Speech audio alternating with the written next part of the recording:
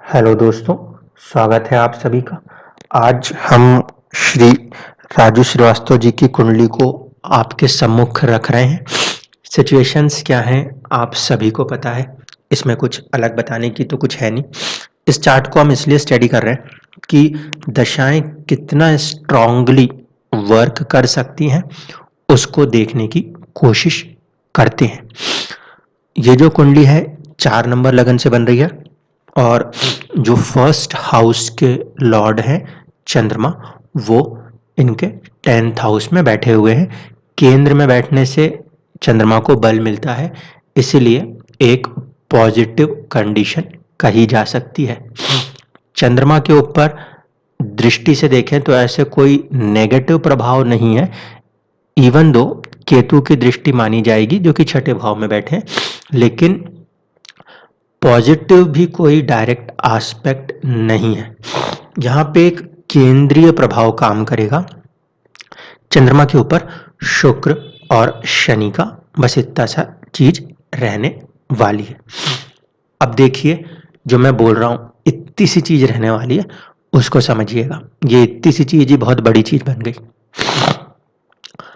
इनकी इस समय जो दशा चल रही है वो है राहु की महादशा, बुध की अंतरदशा और उसके अंदर शनि की प्रत्यंतर दशा, जिसमें शुक्र की दशा चल रही है एट 4th लेवल।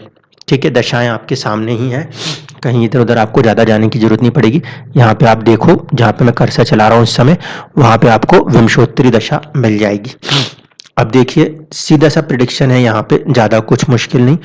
राहु जिनकी महादशा चल रही है वो खुद 12वें घर में बैठे हुए हैं। ठीक है, दूसरी चीज कि जो राहु जिस राशि में बैठे हैं, 3 नंबर की राशि, उसके स्वामी होते हैं बुध। बुध इस कुंडली में छठे भाव में बैठे हैं, मंगल के नीचे लिखे हैं इसलिए शायद आप लोगों को दिखाई ना दे। बुध का छठे भाव में रिश्ता है, राहु का 12वें भाव से रिश्ता है। 12वां मैंने हमेशा कहा हॉस्पिटल, छठा रोग चोट बीमारी। ठीक है, तो बीमारी। इसके बाद शनि की दशा आ रही है। शनि जो है वो बैठे हैं कहाँ पे, 7th हाउस। 7th हाउस के लॉर्ड होके हमने हमेशा कहा है कि 7वां भाव मारक स्थान होता है, इसीलिए जब वो दशाएं चले तो बहुत ज्यादा चैलेंजेस देखने को मिलते हैं। यहाँ पे भी यही हो रहा है।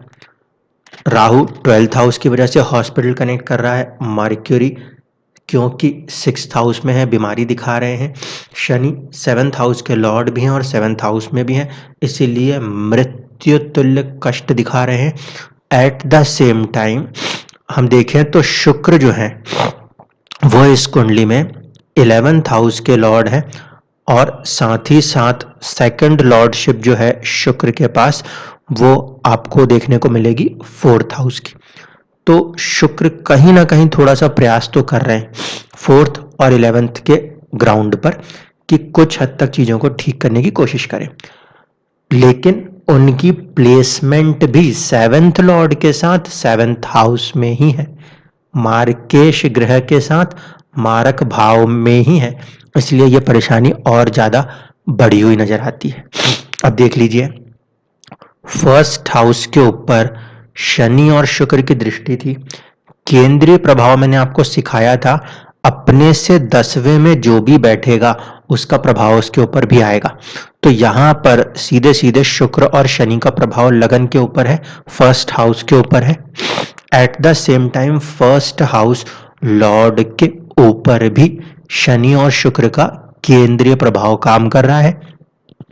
महादशा और अंतरदशा को अगर मैं थोड़े समय के लिए साइड कर दूं तो आप देखो कि शनि और शुक्र ये नीचे के लेवल पे दशाएं काम कर रही हैं, प्रत्यंतर दशा और सूक्ष्म लेवल पर, इस लेवल पर आकर इन दोनों ग्रहों की दशाओं का चलना ना सिर्फ कि फर्स्ट हाउस ऑफ हेल्थ को, बल्कि चंद्रमा जो कि फर्स्ट हाउस के लॉर्ड है उनको भी प्रभावित करता है। ये चीज यहां पे दिख रही है। अब इसी को आप लोग चाहें तो तारा चक्र से भी देख सकते हैं। उसके पहले एक बार दिखा दूं आप लोगों को, यहाँ पे जो इनका राहु है, वो राहु भले मूल त्रिकोण में बैठे हैं लेकिन वो मैलेफिक है, तो महादशा मैलेफिक प्लेनेट की है। अंतरदशा जो है वो है बुध की, वो भी मैलेफिक है।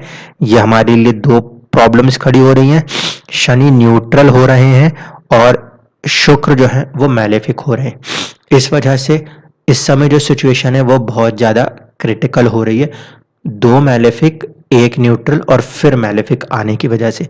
और ये जो सिनेरियो है ये अगर सॉर्ट आउट होगा तो इसे सॉर्ट आउट होने में अभी कम से कम आपको मान के चलिए 1 सितंबर तक का वक्त लगेगा। 1 सितंबर तक के इस वक्त लगने के बाद भी चुनौती अभी खत्म नहीं होती, क्योंकि सूर्य जो है वो सेकंड हाउस के लॉर्ड है। इसीलिए अगर देखा जाए तो अभी कंप्लीट रिकवरी के लिए जब हम बात करेंगे तो कंप्लीट रिकवरी लेने में हमें कहीं ना कहीं सितंबर या उससे भी आगे के पीरियड तक इंतजार करना पड़ेगा। टोटलिटी में अगर ऊपरी तौर से देख के कहा जाए तो हम ये कहेंगे कि यहाँ पे जो टाइम है वो प्रॉब्लमेटिक हो रहा है। कहाँ से कहाँ तक वो प्रॉब्लमेटिक हुआ है, आपके राहु में जब बुध आए हैं उसके बाद शनि के आने को आप यहाँ पे नोट करें तो 17 जून 2022 से लेकर 17 जून 2022 से लेकर तकरीबन इनको अक्टूबर या दिसंबर तक, क्योंकि अभी शुक्र सितंबर तक चलेंगे, उसके बाद आएंगे सूर्य, तो सूर्य के भी सूक्ष्म अंतर को पूरा क्रॉस करना होगा, तब जाके एक प्रॉपर पॉजिटिव रिकवरी कही जा सकती है। अब मैं आपको यही चीज तारा चक्र से एक बार दिखा देता हूं। तो अगर हम देखें लगन के तारा चक्र से, जो कि हेल्थ को रिप्रेजेंट करता है, वहां पे राहु जो है वो कहीं ना कहीं हेल्थ को बहुत ज्यादा डिस्टर्ब करने वाली कंडीशन दिखाते हैं। मृत्यु तारा में ये है, वध तारा में आ रहे हैं राहु, ठीक है। और जो शनि है वो गुड फ्रेंड है, तो शनि कोशिश कर रहे हैं, आयु का कारक ग्रह शनि 7th हाउस में होकर आयु के कारक होने के कारण कोशिश कर रहे हैं आयु को बचाए रखने की, तो ये शनि अपनी ओर से पूरा प्रयास किए हुए हैं। इसी तरीके से हम देखें शुक्र जो है वो डेंजर क्रिएट किए हुए, तो राहु शनि शुक्र, बुध का रोल अगर हम देखेंगे तो बुध जो है वो जन्म तारा है, तो वो लाइफ को एक नए बर्थ को देने की कोशिश कर रहा है, मतलब वो अपने आप में चीजों को किसी न किसी रूप में पॉजिटिवली सस्टेन करने का प्रयास कर रहे हैं। जो गोचर हो रहा है इस समय उसको भी अगर ध्यान से समझ पाएंगे तो गोचर में राहु जो है वो कृतिका नक्षत्र में बैठे हैं। कृतिका नक्षत्र सूर्य के होते हैं, तो महादशा का जो स्वामी है वो सूर्य के नक्षत्र में बैठे हैं और सूर्य छठे भाव में जाकर बैठे हैं, रोग के भाव में बैठे हैं। इसलिए महादशा जो है वो अपने नक्षत्र के दम पर गोचर के नक्षत्र के दम पर कहीं ना कहीं बीमारी दिखा रही थी। बुध को देखें तो बुध जो है वो भी सूर्य के साथ ही बैठे थे, तो उसने चीजों को और ज्यादा बढ़ा दिया। गोचर में अगर मैं बात करूं आज के टाइम में कि बुध कहां पर है, तो हम देखेंगे कि बुध का जो गोचर हो रहा है इस समय वो पूर्व फागुनी नक्षत्र से हो रहा है। पूर्व फागुनी नक्षत्र के स्वामी होते हैं शुक्र, और इस लगन कुंडली में शुक्र जो है वो 7वें भाव में बैठे हैं, जिसे हम क्या मानते हैं, आयु के लिए अच्छा नहीं मानते, मारक भाव मानते हैं। तो बुध का शुक्र के नक्षत्र से गोचर महादशा के बाद अंतरदशा जो है वो डिस्टर्ब कर रही है। इसी तरीके से शनि का जो गोचर इस समय हो रहा है वो मंगल के नक्षत्र से हो रहा है। मंगल इस कुंडली में दशम और पंचम के स्वामी हैं, इसीलिए शनि के गोचर को मैं थोड़ा पॉजिटिव कहूंगा। योग कारक ग्रह के उसमें हो रहा है। दूसरी बात है क्योंकि पंचम का संबंध आ रहा है तो कहीं ना कहीं मेडिसिन मिल पा रही है, दवाइयां मिल पा रही हैं। अगर वो संबंध नहीं आता तो दवाइयां मिलना भी मुश्किल होती। तो शनि जो है एक तो आयु के कारक होते हैं, दिशा बली है, अपनी राशि में है, इसलिए वो बहुत प्रयास कर रहे हैं। मंगल क्योंकि छठे में बैठे हैं, छठे में मंगल को इतने बुरे नहीं है, इसीलिए आयु के लिए भी अभी कहीं ना कहीं उन्हें लड़ना पड़ रहा है। अगर पीरियड वाइज देखें तो जो शुक्र का पीरियड है सितंबर तक का, उस पीरियड को क्रॉस करना होगा। 1 या 2 सितंबर तक थोड़े से क्रिटिकल हेल्थ न्यूज़ेस ही देखने को मिलती रह सकती हैं। इस तरीके से हम देख सकते हैं कि जो दशा, महादशा, अंतरदशा, प्रत्यंतर दशा, वो किस तरह से किस लेवल पे अपने रिजल्ट्स को किसी भी कुंडली में कर पाती हैं। जबकि यह राहु की महादशा 2012 से शुरू हुई थी, लेकिन रिजल्ट कहाँ पे देख रहे हैं हम? रिजल्ट हम देख रहे हैं 2022 के अंदर। तो अब आपको ये चीज समझ में आई होगी, ग्रह किसी पर्टिकुलर जगह पे बैठा है, लेकिन जब दूसरे ग्रहों की अंदर दशाएं चेंज होती हैं तब उस पर्टिकुलर हाउस से मिलने वाले रिजल्ट्स को वो वेरिएट करता है।